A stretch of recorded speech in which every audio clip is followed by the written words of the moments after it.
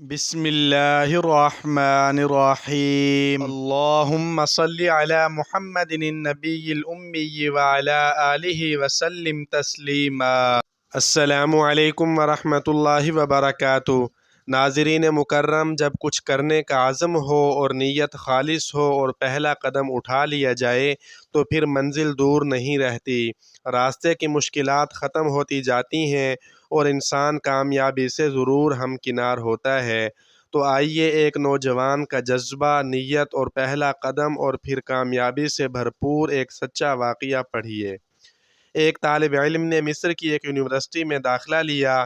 وقت ہونے پر اس نے نماز پڑھنے کی جگہ تلاش کرنا چاہی تو اسے بتایا گیا کہ یونیورسٹی میں نماز پڑھنے کی جگہ تو نہیں ہے، ہاں مگر تہ خانے میں بنے ہوئے ایک کمرے میں اگر کوئی چاہے تو وہاں جا کر نماز پڑھ سکتا ہے۔ طالب علم یہ بات سوچتے ہوئے کہ دوسرے طالب علم اور اساتذہ نماز پڑھتے بھی ہیں یا نہیں، تہ خانے کی طرف اس کمرے کی تلاش میں چل پڑا۔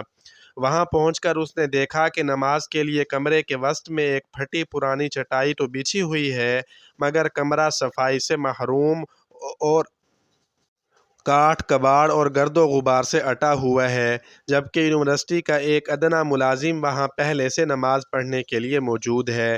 طالب علم نے اس ملازم سے پوچھا، کیا تم یہاں نماز پڑھو گے؟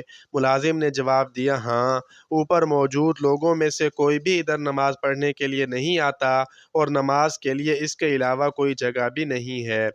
طالب علم نے ملازم کی بات پر اعتراض کرتے ہوئے کہا، مگر میں یہاں ہرگز نماز نہیں پڑھوں گا، اور اوپر کی طرف سب لوگوں کو واضح دکھائی دینے والی مناسب سی جگہ کی تلاش میں چل پڑا، اور پھر اس نے ایک جگہ کا انتخاب کر کے نہایت ہی عجیب حرکت کر ڈالی۔ اس نے بلند آواز سے اذان کہی۔ پہلے تو سب لوگ اس عجیب حرکت پر حیرت زدہ ہوئے، پھر انہوں نے ہنسنا اور قہقہے لگانا شروع کر دیے، انگلیاں اٹھا کر اس طالب علم کو پاگل اور اجڑ شمار کرنے لگے، مگر یہ طالب علم تھا کہ کسی چیز کی پرواہ کیے بغیر اذان پوری کر کے تھوڑی دیر کے لیے ادھر ہی بیٹھ گیا۔ اس کے بعد دوبارہ اٹھ کر اقامت کہی اور اکیلے ہی نماز پڑھنا شروع کر دی۔ اس کی نماز میں محویت سے تو ایسا دکھائی دیتا تھا کہ گویا وہ اس دنیا میں تنہا ہی ہے اور اس کے آس پاس کوئی بھی موجود نہیں۔ دوسرے دن پھر اسی وقت پر آ کر اس نے وہاں پھر بلند آواز سے اذان دی، خود ہی اقامت کہی اور خود ہی نماز پڑھ کر اپنی راہ لی، اور اس کے بعد تو یہ معمول ہی چل نکلا۔ ایک دن، 2 دن، 3 دن وہی صورتحال، پھر قہقہے لگانے والے لوگوں کے لیے اس طالب علم کا یہ دیوانہ پن کوئی نئی چیز نہ رہی، اور آہستہ آہستہ قہقہوں کی آواز بھی کم سے کم ہوتی گئی۔ اس کے بعد پہلی تبدیلی کی ابتدا ہوئی۔ نیچے تہ خانے میں نماز پڑھنے والے ملازم نے ہمت کر کے باہر اس جگہ پر اس طالب علم کی اقتداء میں نماز پڑھ ڈالی۔ ایک ہفتے کے بعد یہاں نماز پڑھنے والے 4 لوگ ہو چکے تھے۔ اگلے ہفتے ایک استاد بھی آ کر ان لوگوں کے ساتھ شامل ہو گیا۔ یہ بات پھیلتے پھیلتے یونیورسٹی کے چاروں کونوں میں پہنچ گئی۔ پھر ایک دن چانسلر نے اس طالب علم کو اپنے دفتر میں بلایا اور کہا، تمہاری یہ حرکت یونیورسٹی کے معیار سے میل نہیں کھاتی اور نہ ہی یہ کوئی مہذب منظر دکھائی دیتا ہے کہ تم یونیورسٹی کے ہال کے بیچوں بیچ کھڑے ہو کر اذانیں دو یا جماعت کرواؤ۔ ہاں، میں یہ کر سکتا ہوں کہ یہاں اس یونیورسٹی میں ایک کمرے کی چھوٹی سی صاف ستھری مسجد بنوا دیتا ہوں، جس کا دل چاہے نماز کے وقت وہاں جا کر نماز پڑھ لیا کرے۔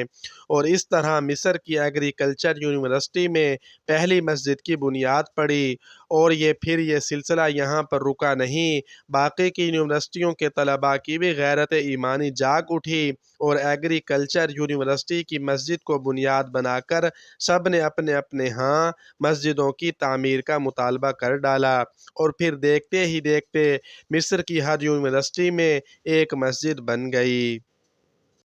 اس طالب علم نے ایک مثبت مقصد کے حصول کو اپنی زندگی کا مقصد بنا لیا، اور پھر اس مثبت مقصد کے نتائج بھی بہت عظیم الشان نکلے، اور آج تک خواہ وہ طالب علم زندہ ہے یا فوت ہو چکا ہے، مصر کی یونیورسٹیوں میں بنی ہوئی سب مسجدوں میں اللہ کی بندگی ادا کیے جانے کے عوض اجر و ثواب پا رہا ہے، اور رہتی دنیا تک اسی طرح اجر پاتا رہے گا۔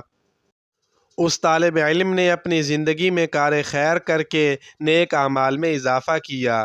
اب ہم سوچیں کہ ہم نے اپنی زندگیوں میں ایسا کون سا اضافہ کیا ہے تاکہ ہمارا اثر و رسوخ ہمارے گرد و نواح کے ماحول پر نظر آئے۔ ہمیں چاہیے کہ اپنے اطراف میں نظر آنے والی غلطیوں کی اصلاح کرتے رہا کریں۔ حق و صدق کہنے اور کرنے میں کیسی مروت اور کیسا شرمانا۔ بس مقاصد میں کامیابی کے لیے اللہ تبارک و تعالیٰ کی مدد و نصرت کی دعا مانگتے رہیں، اور اس کا فائدہ کیا ہوگا؟ اپنے لیے اور دوسروں کے لیے سچائی اور حق کا علم بلند کر کے اللہ کے ہاں ماجور ہوں گے، کیونکہ جس نے کسی نیکی کی ابتدا کی اس کے لیے اجر، اور جس نے رہتی دنیا تک اس نیکی پر عمل کیا، ان دونوں کو برابر اجر ملتا رہے گا۔ لوگوں میں نیکی کرنے کی لگن کی کمی نہیں ہے، بس ان کے اندر احساس جگانا پڑتا ہے اپنے اچھے عمل کے ذریعے۔